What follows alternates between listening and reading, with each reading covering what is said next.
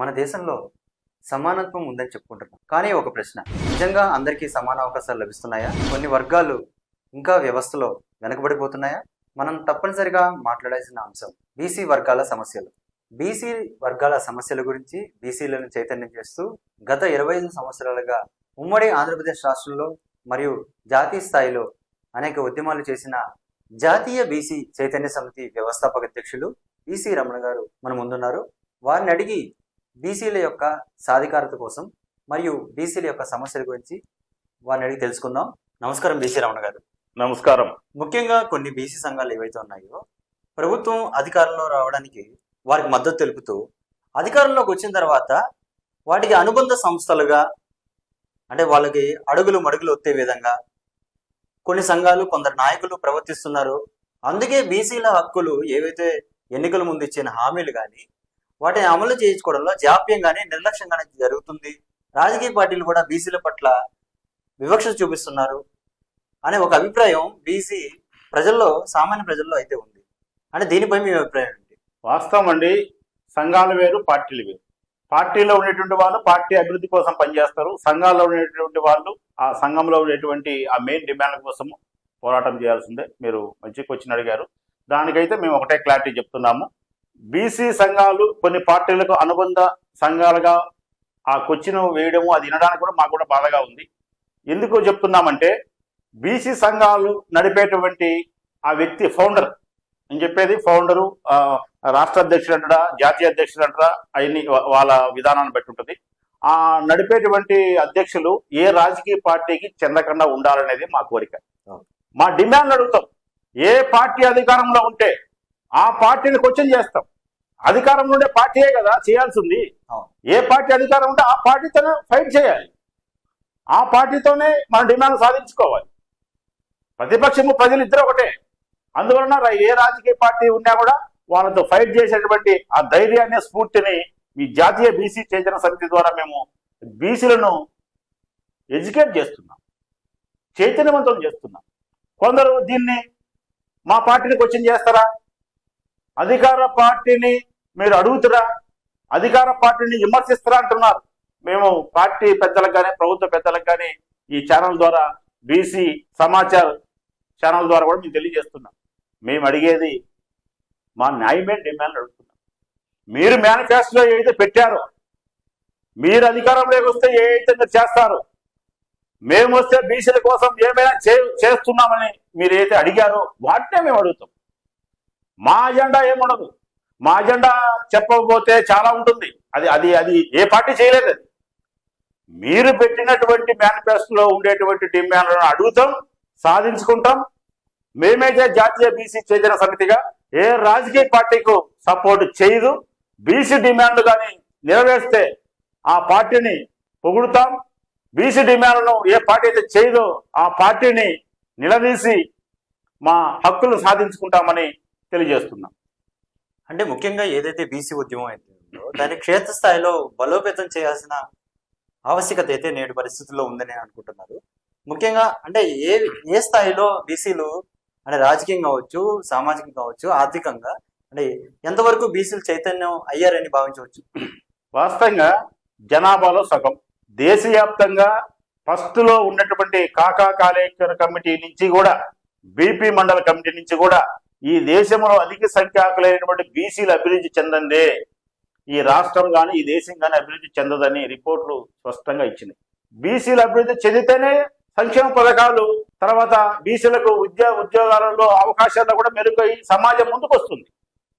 అందుకని మేమేం చెప్తున్నామంటే, ప్రతి బీసీని చైతన్యం చేసే బాధ్యత ప్రతి పౌరుడు తీసుకోవాలి. ఎందుకంటే చట్టాలు లేవు బీసీలకు. బీసీలు ఆ జనాభా కానీ డెవలప్ అయిందంటే బ్రహ్మాండంగా ఈ రాష్ట్రం, దేశం అభివృద్ధి చెందుతుంది.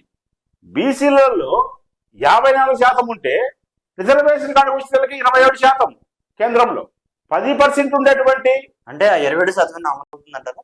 27% కేంద్రంలో విద్యా ఉద్యోగాలు అమలవుతున్నది. అది కూడా స్వాతంత్రం వచ్చిన 45 ఏళ్ళకు.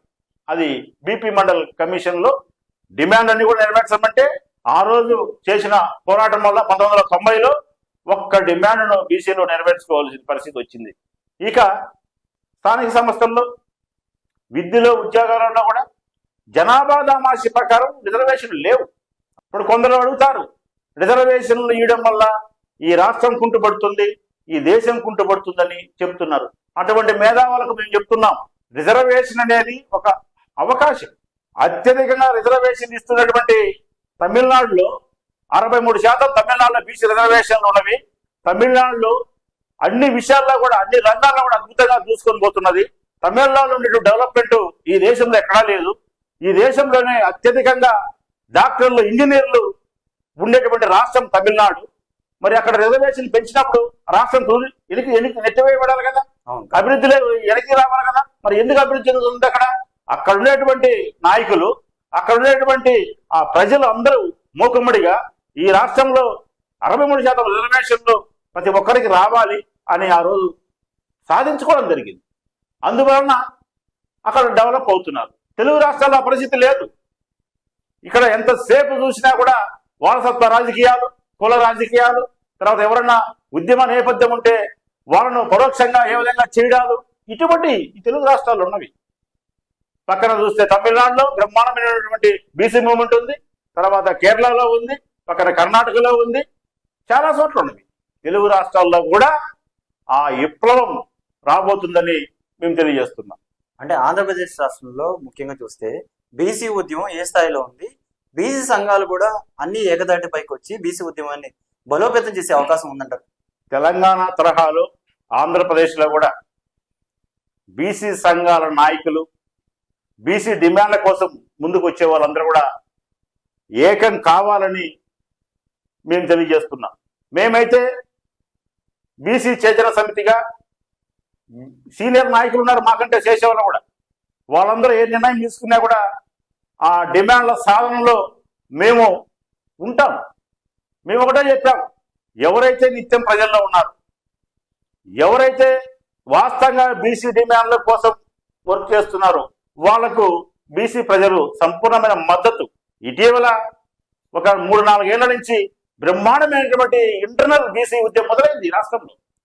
రోడ్ల మీదకి రాకపోవచ్చు, ఎక్కడ చూసినా బీసీలలో ఇంకా ఎన్నాళ్ళు ఈ అవస్థలు, ఇంకా ఎన్నాళ్ళు ఈ వివక్షత, ఇంకా ఎన్నాళ్ళు ఈ బాధలు, ఇంకా ఎన్నాళ్ళు ఈ అసమానతలు అనేటువంటి ఒక విధానం అనేది తెలిసింది. ఎందుకంటే ఆ ఉద్యమాలు చేసేవాళ్ళు మాకు తెలుసు, అవి ప్రభుత్వాలకు ఎన్ని తెలియవు. ఏ వ్యక్తిని కలిసినా ఈ రాష్ట్రంలో బీసీలకు జరుగుతున్న అన్యాయం పైన చాలా స్పష్టంగా వాళ్ళు అనర్గళంగా మాట్లాడుతున్నారు. అవన్నీ కూడా ఒక కార్యరూపంలోకి ఈ రాష్ట్రంలో త్వరలో రాబోతున్నాయి. ముఖ్యంగా ప్రస్తుతం ఏదైతే జనగణనలో కులగణన అంటే బీసీ కులగణన ఏదైతే ఉందో, ఈ బీసీ కులగణన అంటే ఎప్పటి వరకు పూర్తవచ్చని మీరు భావిస్తున్నారు? మొన్న కేంద్ర ప్రభుత్వం ఇచ్చిన నోటీస్ ప్రకారం 2027 మార్చి కల్లా ఈ దేశంలో జనగణన జరపాలని నిర్ణయించారు. ఆ జనగణనలో కులగణన జరపాలని, అందులో ఓబీసీ కాలం మెన్షన్ చేయాలని తెలియజేయడం జరిగింది. అయితే మళ్ళా అక్కడ కూడా కేంద్ర ప్రభుత్వం అన్ని ఫార్మాట్లు పెట్టి ఓబీసీ కాలము లేకుండా నమూనా విడుదల చేయడం జరిగింది. ఇది చాలా అన్యాయమైంది. ఓబీసీ లెక్కలు తేలాలి ఈ దేశంలో.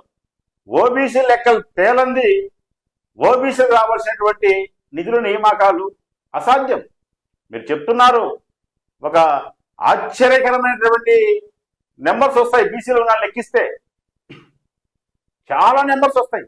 ఇంకా బీసీల సర్టిఫికెట్లలో కూడా జరిగిన ఫ్రాడ్ అంతా కూడా ఈ బీసీ కులగణన జరిగితే అంతా బయటకు వస్తుంది. ఎన్నో విషయాలు అంటున్నవి. మేమేమంటామంటే బీసీల అభివృద్ధి అంతా కూడా బీసీ కులగణనలోనే ఉంది, బీసీల సమగ్రాభివృద్ధి అంతా కూడా బీసీ కులగణనలోనే ఉంది. ఎవరు దామాషా ఎంత ఉందనేది అధికారంగా మీరు ఇస్తే, ప్రతి ప్రభుత్వం వచ్చినప్పుడు కూడా బీసీ రిజర్వేషన్ 34% ఉండింది, మళ్ళీ 24% వచ్చింది. ఇప్పుడు మళ్ళీ 34 అంటున్నారు. ఏంది ఈ దేశంలో, ఈ రాష్ట్రంలో బీసీలను ఏ ఆటైనా ఆడుకుంటున్నారండి రాజకీయ నాయకులు. బీసీ వర్గాలను వాళ్ళ ఇష్టం వచ్చినట్టు కూడా తయారు చేస్తున్నారు. ఎన్నో కులాలను బీసీలను డైరెక్ట్గా వేసేస్తున్నారు. ఒకప్పుడు ఉన్న కులాల సంఖ్య ఎంత, ఇప్పుడు ఉన్న బీసీ కులాలండి. రిజర్వేషన్ ఏమైనా పెరిగిందా? రిజర్వేషన్ శాతము అదే రిజర్వేషను బీసీలను మాత్రము పెంచుకుంటూ పోతున్నారు. తద్వారా మేము ఒక పాయింట్ చెప్తున్నాను, పుట్టుకతో బీసీలకు అన్యాయం జరుగుతున్నది. ఓకే. పుట్టుకతో బీసీలు ఎక్కువ ఏ గ్రూపులో ఉంటారు, తర్వాత మిగతా గ్రూపులో కూడా ఉన్నారు. వాళ్ళకి తీవ్రమైన అన్యాయం జరుగుతున్నది. కొన్ని సామాజిక వర్గాలు కొన్ని ప్రాంతాలలో ఉన్నతంగా ఉండే వర్గాలను కూడా తీసుకొచ్చి డైరెక్ట్ గా బీసీలలో వేస్తే ఏ బీసీ పోరాటం చేసి దాన్ని ఆపాలి? మీరు అన్ని వర్గాలలో బాగా ఉన్నతంగా ఉండేటువంటి మీరు బీసీ వర్గాలలోకి ఎందుకు వస్తారు? మీరు చెప్పాల్సింది పోయి మీరే ఆ ఉద్యమానికి నాందిపలికి వాళ్ళని తీసుకొచ్చి బీసీల్లో కలిపితే బీసీల పరిస్థితి ఏంది? ఏ బీసీ చట్టసభలోకి వెళ్ళగలడు? ఏ బీసీ విద్యా ఉద్యోగాల్లో ముందుకు రాగలడు? ఇది చాలా అన్యాయం.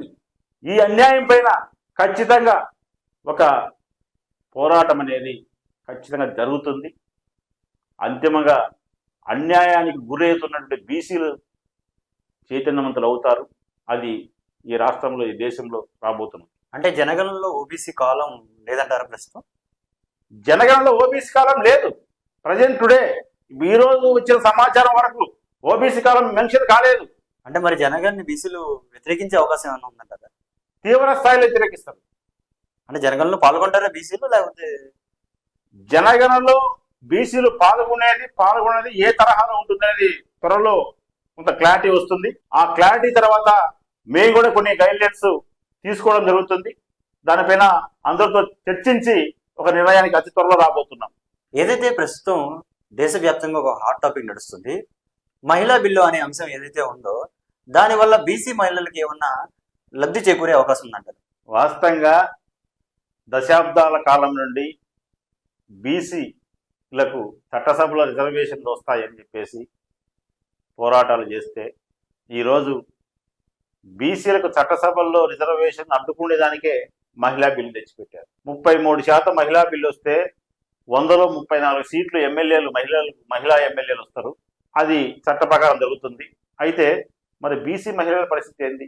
అంతకుముందు ఇంకా జనరల్ బీసీలకు చట్టసభలో రిజర్వేషన్ ఎక్కడంగా? చట్టసభల్లో బీసీలకు మేము ఇవ్వమని చెప్పండి ఓపెన్గా. మేమేమడుగుతున్నామంటే బీసీలకు చేయాల్సిన డిమాండ్లు మేము చేయము, మీ నోటి నుంచి రాసేందుకు దిప్పుడు గల ఆశెందుకు బీసీలకు ఇంకా? అంటే మహిళా బిల్లులో కుల ప్రస్తావన అనేది ఉండకూడదు అనేది కేంద్ర ప్రభుత్వం నుంచి ఒక వాదన వస్తుంది. దానిపై మరి మీ అభిప్రాయం ఏంటి? ఈ దేశంలో ఉండేది ప్రతిది కూడా కుల వ్యవస్థే. కుల వ్యవస్థ ఈ దేశంలో ఉంది. దాని రూపుమాపాలంటున్నారు, కానీ అడుగున సమాజంలో బతికే వాళ్ళకి తెలుస్తుంది. అది కేవలం ఒక మాట చెప్పేది కాదు. అది ఈ రోజు 5% ఉండేటువంటి సామాజిక వర్గాలు ఎంతమంది ఎమ్మెల్యేలు ఉన్నారు? ఆడికి వస్తే కుల ప్రస్తావన అంటారు. మరి కుల ప్రస్తావన పూర్తిగా తీసేద్దాం, అప్పుడేమైనా అవకాశాలు వస్తాయి ఈ దేశంలో?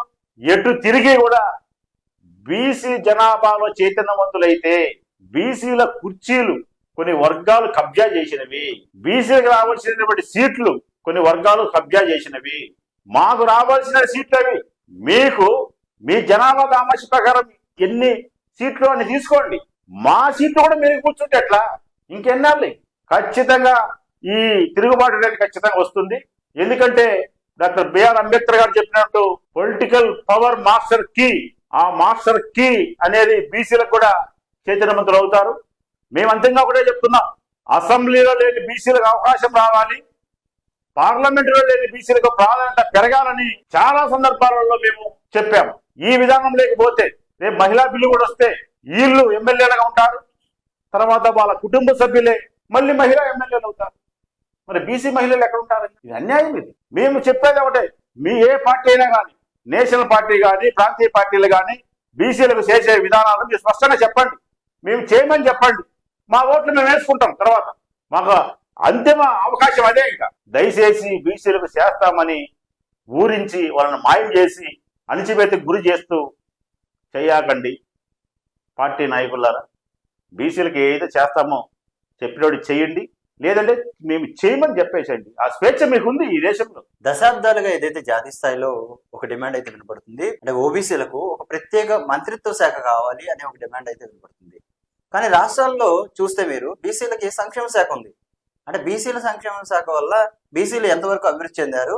జాతీయ స్థాయిలో ఓబీసీలకు సంక్షేమ శాఖ ద్వారా బీసీలు అభివృద్ధి చెందుతారని మీరు భావిస్తున్నారు? కేంద్రంలో బీసీ మంత్రిత్వ శాఖ అనేది చాలా అవసరం. వీళ్ళు ఎందుకు అంత జనాభా ఉండే ఆ వర్గాలకు మంత్రిత్వ శాఖ పెట్టలేదు చెప్తూనే కూడా వాళ్ళకు పదే పదే ఎందుకు విస్మరిస్తున్నారు? చాలా అన్యాయమైన విషయం ఇది. పక్షులకు శాఖ ఉంది, జంతువులకు శాఖ ఉంది, నీళ్లకు శాఖ ఉంది, వనరులకు శాఖ ఉంది, గాలికి అగ్గికి ప్రకృతికి శాఖ ఉంది, ప్రతి ప్రాణకోటికి శాఖ ఉంది, బొగ్గు శాఖ కూడా ఉంది. వాటి అన్ని వనరులకు శాఖలు ఉన్నాయి. మరి బీసీలకు ఎందుకు శాఖ లేదు? మేము అదే చెప్పేది, బీసీలకు ఈ దేశంలో బాధ్యతలు ఇచ్చారే కానీ హక్కులు ఇవ్వలేదు. ఎస్, ఇది మేము చెప్తున్నాం. బాధ్యతలు ఇచ్చారు. బీసీలు ట్యాక్సులు కట్టాలి, బీసీలు సేవలు చేయాలి, బీసీలు మొత్తం సమాజ నిర్మాణంలో ఉండాలి. మరి వీటన్నిటిలో ఉన్నప్పుడు మరి హక్కులు ఎందుకు కల్పించారు బీసీలకు? ఆ రోజుల్లో రాజ్యాంగ సవరణ చేసి 340 ఆర్టికల్ పెట్టి బీసీలకు కూడా రిజర్వేషన్లు ఇవ్వచ్చు అని పెట్టారు. ఇవ్వాలని పెట్టలేదు. చట్టసభలో ఇవ్వచ్చు వేరే, ఇవ్వాలని ఆర్డర్ వేయడం వేరే. అంత దారుణంగా పరిస్థితులు బీసీల పైన చూపిస్తే మరి ఆ రోజుల్లో ఏ రాష్ట్రపతి జోక్యం చేసుకోకూడదు, ఏ ప్రధానమంత్రి జోక్యం చేసుకోకూడదు, ఏ కేంద్ర మంత్రులు జోక్యం చేసుకోకూడదు. ఖచ్చితంగా బీసీలకు చట్టసభలో రిజర్వేషన్లు కల్పించాల్సి ఉందని ఒక పటిష్టమైనటువంటి సవరణ చేసి రాష్ట్ర ప్రభుత్వాలకు కేంద్రం సిఫారసు చేయొచ్చు కదా. అంటే మీ ఉమ్మడి అజెండా బీసీలు సామాజికంగా, ఆర్థికంగా, విద్యా ఉద్యోగాలలో అభివృద్ధి చెందకూడదు అనే కదా కుట్ర. మరి ఏ ఉద్యమాలు చేసిందని ఈడబ్ల్యూఎస్ రిజర్వేషన్లు ఇచ్చారు కేంద్ర ప్రభుత్వం? ఎన్ని ధర్నాలు, ఎన్ని పోరాటాలు, ఎన్ని దీక్షలు చేశారని ఈడబ్ల్యూఎస్ రిజర్వేషన్ వచ్చింది. ఈడబ్ల్యూఎస్ రిజర్వేషన్లకు మేము వ్యతిరేకం కాదు. అయితే ఈడబ్ల్యూఎస్ రిజర్వేషన్ లో పేదవాళ్ళు బీసీలను ఎందుకు తీసుకోరు? ఒక ప్రత్యేకంగా కొన్ని కులాలకే బౌండరీస్ బిగించి మీరు ఎందుకు ఇస్తారు అట్లా? ఇది అన్యాయం కదా. 10% ఉండే వాళ్ళకు 10% రిజర్వేషన్లు ఆ రోజు కేవలం 72 గంటల్లో రిజర్వేషన్లు అమలు అయినవి. 15%కి 10% అయింది, 54%కి 27% అయింది. ఇది అడిగేవాళ్ళు లేరనే కంటిన్యూగా ఇదే ప్రాసెస్ తీసుకుపోతారా? చట్టసభలోకి ఎట్టు మమ్మల్ని రానీరు, అవకాశాలు లేవు, పార్లమెంట్లోకి రాలేము. మరి పార్లమెంటు, అసెంబ్లీనో ఒక బహిరంగ వేదికనో, ఒక చర్చా వేదికనో పెట్టండి. బీసీలో నిజంగా అన్యాయం జరుగుతుందా లేదనేది తెలుస్తుంది. ఒకసారి రికార్డులు పరిశీలించండి. మన తెలంగాణ కానీ, ఏపీ కానీ ఎక్కడైనా కూడా పరిశీలించండి. పేదరికంలో ఉండే వాళ్ళకి ఇవ్వండి, దాన్ని మేము తప్పుపట్టం లేదు. మీకు 10% ఉంటే 10% ఇచ్చారు, తీసుకోండి. మరి 54% ఉండే వాళ్ళకు 50% ఇవ్వండి. వీటిపైన చర్చ జరగాలి, వీటిపైన మాట్లాడాలి. చట్టసభలోకి వెళ్ళని బీసీలు ఇప్పటికి కూడా ఎక్కడే కానీ ఎంపీ ఎమ్మెల్యే కానిటువంటి వాళ్ళు, ఎక్కడే కానీ ఉన్నత ఉద్యోగాలు లేనటువంటి బీసీలు, ఎక్కడే కానీ వ్యాపార రంగంలో కానీ, తర్వాత పారిశ్రామిక విధానంలో కానీ లేని బీసీలు, ఎక్కడైనా కాంప్లెక్స్లు కానీ, తర్వాత ఇంజనీరింగ్ కాలేజీలు కానీ, మెడికల్ కాలేజీలు కానీ, తర్వాత ఎన్ని లేని బీసీలు, ఇవన్నీ ఉన్న ఆధిపత్య కులాలలోనే అంత పేదరికం ఉంటే మరి చట్టసభలో లేని బీసీలో ఎంత పేదరికం ఉండాలి? చట్టసభల్లో అడుగు పెట్టని బీసీ వర్గాలలో ఎంత వివక్షత ఉండాలి? ఇది చాలా అన్యాయం కదా ఈ విషయము. మేమెంతో మాకెంత అనే విధంగా బీసీలని చైతన్యం చేస్తూ మీరు చేస్తున్న బీసీ ఉద్యమ పోరాటం సఫలీకృతం అవ్వాలని, రాబోయే రోజుల్లో బీసీల హక్కులను సాధించాలని, మరింత ముందుకెళ్లాలని బీసీ సమాచార్ యూట్యూబ్ ఛానల్ ద్వారా మేము కోరుకుంటున్నాము. ధన్యవాదాలు రమణ గారు. ధన్యవాదాలు.